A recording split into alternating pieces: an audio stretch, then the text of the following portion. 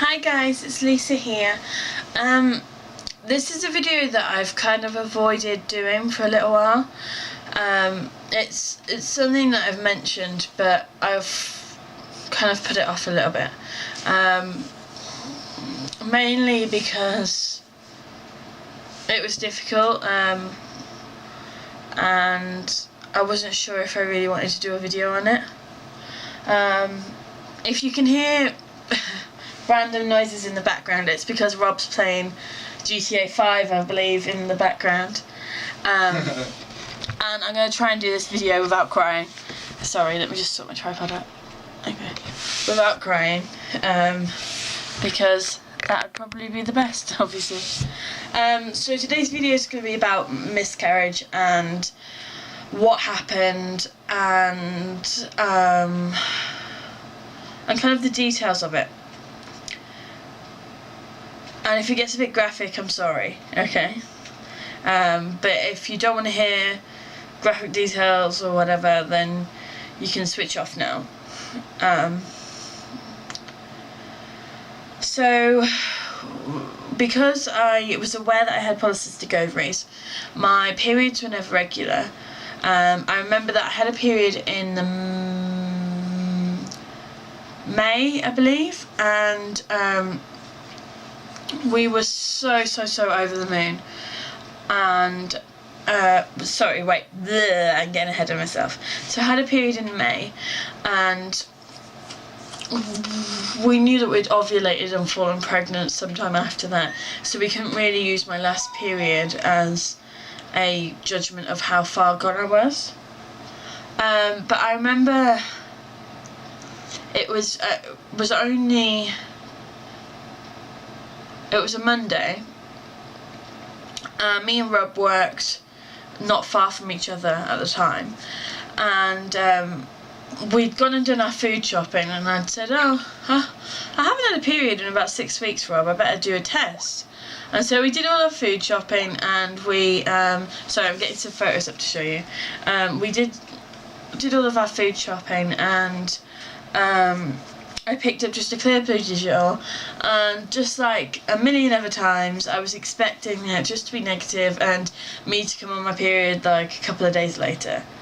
And so then when it came up positive, we freaked, we laughed, we cried, we freaked out a bit, we rang my parents. We had our own flat at that time.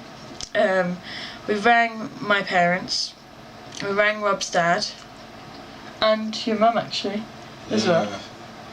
And that's another story for another day. And we, you know, we were over the moon. You know, we laughed, we cried, we hugged, we laughed some more, and it was like the middle of the afternoon as well. It was like late evening, so I wasn't even early. I was gone past where I should be. And I can't remember the exact times that everything happened because I didn't really keep much of a log of it. But I'm trying to find you some of the photos that we took during that time, because we told everyone straight away. Well, actually, we pretty much told people via phone straight away, and then other people found out a bit later. I'm actually gonna.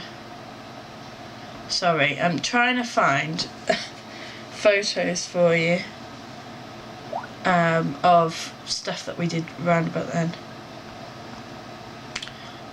Because we do have some photos, and I don't know if they're actually on the computer because I've changed phones since then. But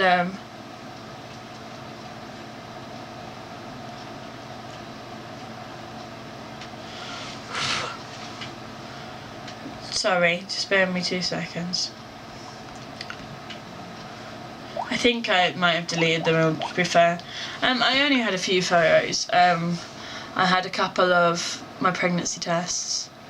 I had a photo. I actually flicking through them the other day. I might try and include them, but I was flicking through them the other day, and there was a picture of Rob reading a pregnancy book. Oh, Jesus. What? That's old, that is. Yeah. Obviously, it was like what? The man's guide to pregnancy. 18 months yet ago. Man's guide to pregnancy. It was 18 months ago we miscarried. Kind of, not last August, the August before. Eventually. So we went to the doctor's the next day, I believe, and I said, my doctor was like, "You taking a pregnancy test?" And I was like, "Well, yeah." You know, you don't need to see me, you just need to book in with the midwife, you'll be fine. So we actually booked in with the midwife for that Thursday, I believe. And we went through we got our bump pack, and we went through all of the questions that they have to ask about your family medical history and stuff like that. And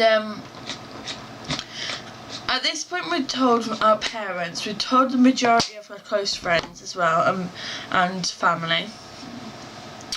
But we hadn't told, like, Facebook, like, people that we were friends with, but we didn't see that often or whatever.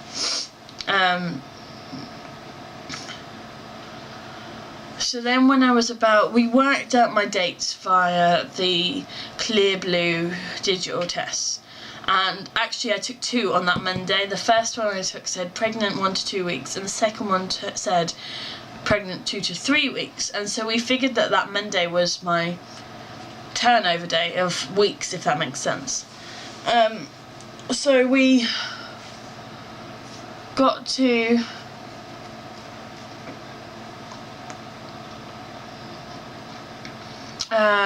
so we, on the Tuesday we went to the doctor's, on the Thursday I believe we went to the midwife, and she put me in for some blood tests and stuff like that, and it was round about that weekend that I started having a few little issues.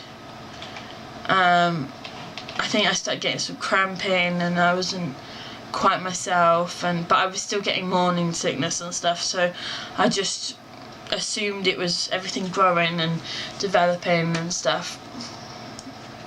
Then I'm trying to think on dates and stuff.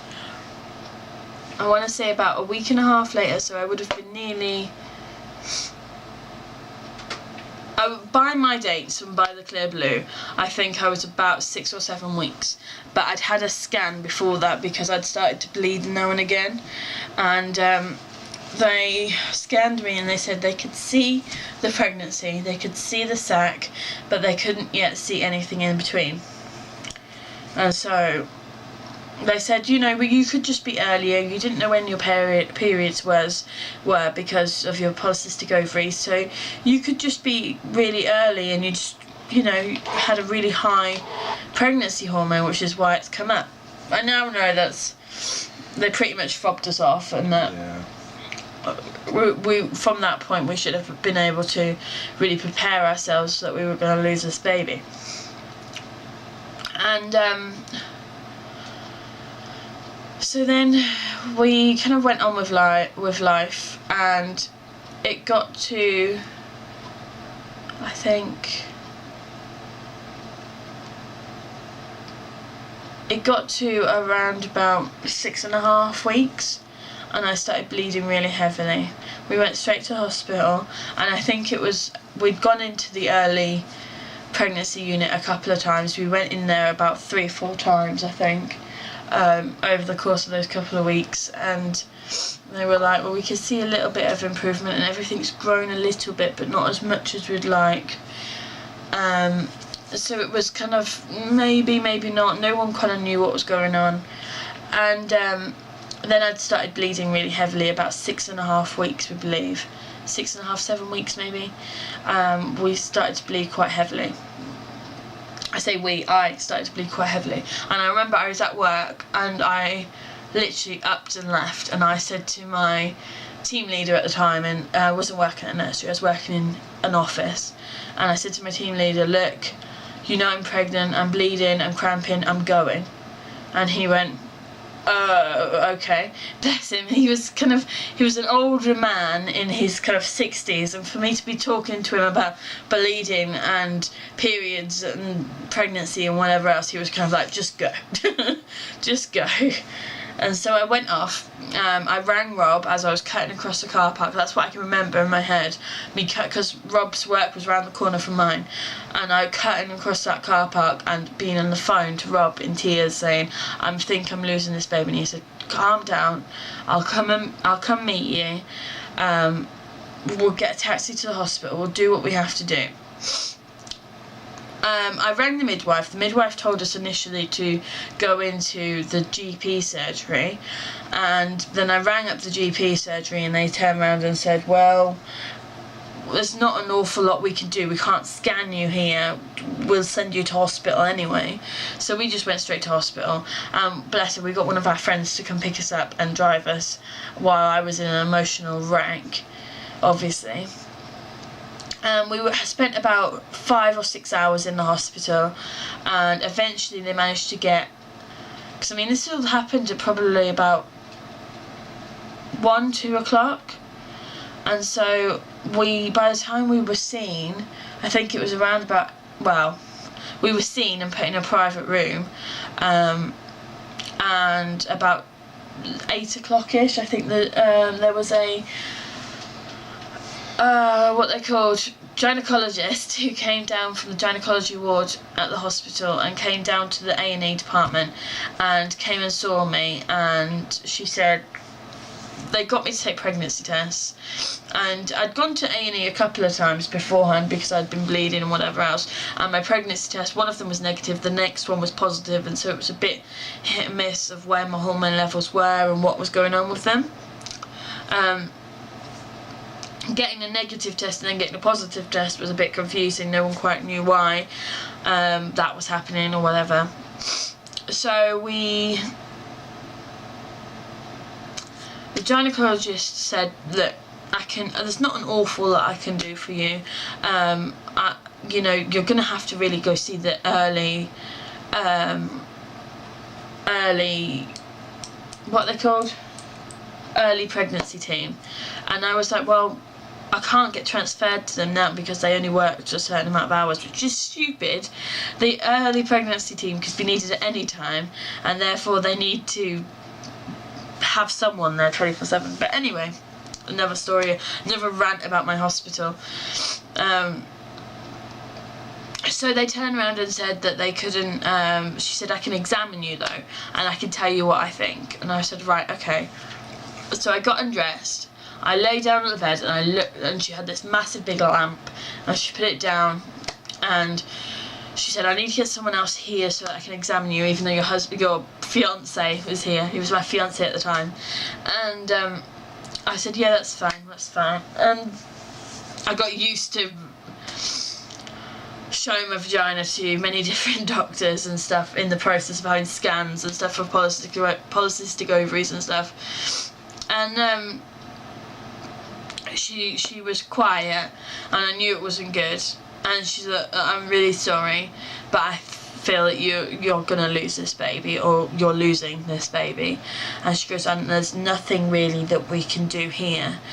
She said, "You've got 3 options. You can have everything's taken out. You can have a surgical option. You can have something else to take everything out, or you can just let everything come out naturally." And I said, "Well, naturally is always kind of better." And she goes, "Right, that's fine. You just need to make a follow-up appointment in a couple of weeks just to make sure that everything's out of your system and your womb looks back to normal." So at that point I was okay.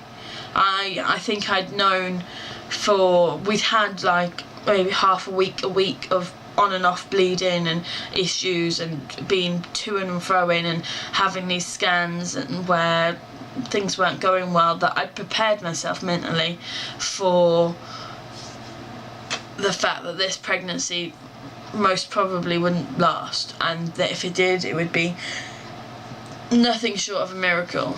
But Rob kind of broke down. Yeah, That's an understatement. And he was just like, I can't believe this is happening. And it was hard because there we are ringing like our parents to tell them what was going on, because they'd obviously had a phone call from us earlier that day, so I was on the phone to my mum, and I saw Rob kind of a bit further away on the phone to his dad, and I saw him just burst into tears. And it was hard, it was really difficult. So I then went on to, I went home. My mum, as much as she was trying to be supportive, and she was like, well, you might, things might turn around, you could have just be losing one, you could be pregnant with twins, and I know she was trying to keep my hopes up, and she didn't want to see me get hurt, but I was like, Mum, please, we've got to accept what's going on right now, and I need you to accept it with me, So I took a week off, as the doctor had recommended. I took a week off work, and bless him, we had our best man John, and he came and sat with me in our little flat for days and days at a time. I have John to thank for everything. Rob took a couple of days off work, but he really couldn't take much more, and so he went back to work. And I remember it was a Friday after we'd been to the hospital and been told we were miscarrying, that this bit's really graphic, I'm really sorry. John had just left the flat because he had gone to go see his girlfriend. Rob had been at work, and I was on my own for possibly the first time in a week or so. And some people say that if you miscarry, it's just like having a heavy period. It's not. It really isn't. I felt like waves coming over me. I felt my uterus contracting, and then I felt something come out of me into my pad, and so I went to the toilet, and I pulled down my trousers, and there was a clot, and I'm not kidding you, it was probably about this big, A bit bigger than that. maybe a bit bigger, and I didn't know if it was my imagination or not, but it looked like a little tiny baby. And that hurt a lot. And I rang Rob up straight away. He came rushing home from work. He came home and found me in a hysterical mess on the bathroom floor. Our bathroom kind of looked, without being too graphic, looked like a murder scene where I had just stopped everything that I was doing. And it was horrible. And people don't talk about that very often. They don't. They just say, oh, it was just like a heavy period, everything broke down, but it didn't. I think that I was a bit further than what I initially thought, but there's no way of telling. A couple of weeks later, about a week and a half later, we went back to the early pregnancy unit, which they scan other pregnant people in, which is ridiculous. They should have a different place to do that. But they said, yep, everything's fine, your womb's fine, your body's flushed everything out naturally. And I was like, right, okay. And I said, well, how long until we could start trying again? And they said, well, wait until your next period and then, start trying. But obviously me and Rob didn't really go on contraception again for those 2-3 weeks or whatever. We just, played it by ear. And I took a further 2 more weeks off work because I was just emotionally, the emotions didn't catch up with me for, are you going to interrupt me? No. The emotions didn't catch up with me for like a week or so after it happened, after that day. And it was hard. It was really difficult. It was possibly something that brought me and Rob closer together, and had it, although I'm not glad it happened, but had that not happened, me and Rob potentially might not have been together now, because before we found out that I was pregnant, we had a few issues which we worked out, and that's great, you know. Every relationship has issues, but you know, it helped us come together, work together, and become a unit and support each other. And that was the only good thing, well, one of the only good things that we got out of it. We also got, you know, 2-3 weeks of joy when we found out that we were expecting a baby, and we were so happy. And you know, now I'm getting sentimental, but we were so happy. And obviously the final thing that it really gave us, the positive that we could take out of that experience, was that we realised that we could get pregnant. You know, it wasn't a impossibility. It was something that really could happen. And so that's what happened when we miscarried, and it was awful. I wouldn't wish it upon anybody, not even my furthest enemy. It was just something that I hope and I pray that we don't have to encounter again. But thank you very much for watching this, guys. A little bit of a deep video today, and if you've been through a similar experience, then we hope that you get the little bundle of joy that you really want at the end of the day. Thanks, guys. We'll see you tomorrow. Bye.